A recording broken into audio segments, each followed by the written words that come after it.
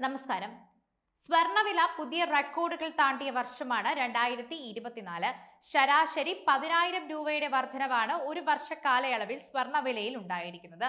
October 31 രേഖപ്പെടുത്തിയ 59,640 രൂപ എന്നതാണ് സംസ്ഥാന ചരിത്രത്തിലെ തന്നെ ഏറ്റവും വലുതായി രേഖപ്പെടുത്തിയ ഏറ്റവും ഉയർന്ന നിരക്ക് എന്ന് പറയാം.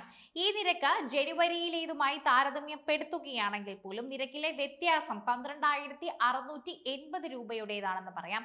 സ്വർണ്ണാഭരണം വാങ്ങാൻ ആഗ്രഹിക്കുന്ന സാധാരണക്കാരെ സംബന്ധിച്ച് വില വർധനവ് വലിയ തിരിച്ചടി നൽകിയപ്പോൾ നിക്ഷേപകർക്ക് സ്വർണം നൽകിയത് 20% വരെ ലാഭമെന്ന് പറയുന്നു. വരും വർഷവും സ്വർണ്ണവില മുന്നോട്ട് കുതിക്കുമെങ്കിൽ 2024 തന്നെ അത്ര ശക്തമായിരിക്കില്ലെന്നാണ് വേൾഡ് ഗോൾഡ് കൗൺസിൽ കഴിഞ്ഞ ദിവസം തന്നെ പുറത്തുവിട്ട റിപ്പോർട്ടിൽ വ്യക്തമാക്കുന്നത്.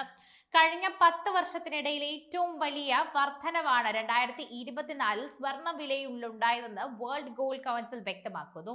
സാമ്പത്തിക അസ്ഥിരതകളും അന്താരാഷ്ട്ര രംഗത്തെ സംഘർഷ സാഹചര്യങ്ങളുമാണ് സ്വർണ്ണവിലയിലെ കുതിപ്പിൽ പ്രധാന ഘടകമായി മാറിയതെന്ന് പറയുന്നു.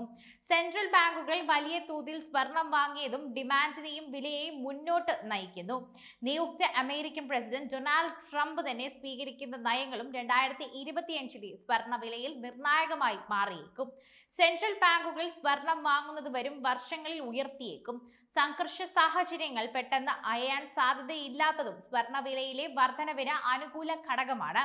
വർധനവ് എന്തായാലും പ്രതീക്ഷിക്കാമെങ്കിലും അത് 2024 സമാനമായിരിക്കില്ല എന്ന് പറയുന്നു. സെൻട്രൽ ബാങ്കുകൾ ഒഴികെയുള്ള വാർഷിക ഡിമാൻഡിന്റെ 60% ഏഷ്യയാണെന്ന് റിപ്പോർട്ടിൽ പറയുന്നു. ഏഷ്യയിൽ തന്നെ ചൈനയും ഇന്ത്യയും സ്വർണത്തിന്റെ ഏറ്റവും വലിയ വിപണിയായി തുടരുന്നു. വർഷത്തിലെ രണ്ടാം പകുതിയിൽ ഇറക്കുമതി കുറച്ച കേന്ദ്ര സർക്കാർ തീരുമാനം ഇന്ത്യയിൽ നിന്നുള്ള ഡിമാൻഡിനെ വളരെ വലിയ തോതിൽ സഹായിച്ചിട്ടുണ്ട്. വരും വർഷം ചൈനയിൽ നിന്നുള്ള ഡിമാൻഡ് ഒരുപക്ഷെ കുറയാൻ സാധ്യതയുണ്ടെന്ന് പറയുന്നു. നിക്ഷേപകർ മറ്റു ഓഹരികളിലേക്കും റിയൽ എസ്റ്റേറ്റുകളിലേക്കും കൂടുതലായി മാറാനുള്ള സാധ്യതയും കണ്ടുവരുന്നുണ്ട്. ഇന്ത്യയിൽ സ്വർണത്തിന്റെ ഡിമാൻഡിൽ 2023 അപേക്ഷിച്ച് ഈ വർഷം 18% വർധനവ് ഉണ്ടായതായി വേൾഡ് ഗോൾഡ് കൗൺസിൽ നേരത്തെ റിപ്പോർട്ട് ചെയ്തിരുന്നു.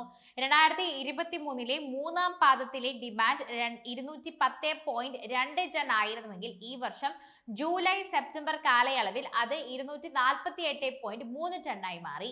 ആഗോളതലത്തിൽ സ്വർണത്തിന്റെ ആവശ്യകത 5% മാത്രമാണ് വർദ്ധിച്ചതെന്നാണ് ശ്രദ്ധേയം.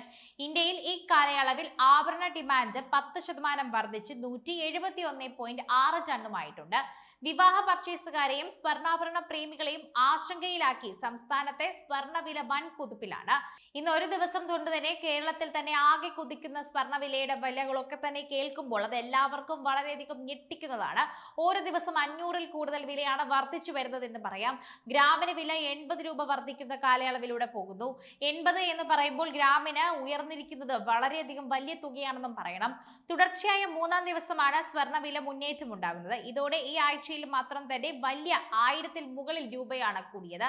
ലൈറ്റ് വെയിറ്റ് ആഭരണങ്ങൾ നിർമ്മിക്കാൻ ഉപയോഗിക്കുന്ന 18 കാരറ്റ് സ്വർണ്ണവിലയും ഉയരുന്നുണ്ട് എന്നാണ് ഈ സാഹചര്യത്തിൽ പറയുന്ന ഒരു പ്രധാനപ്പെട്ട കാര്യം.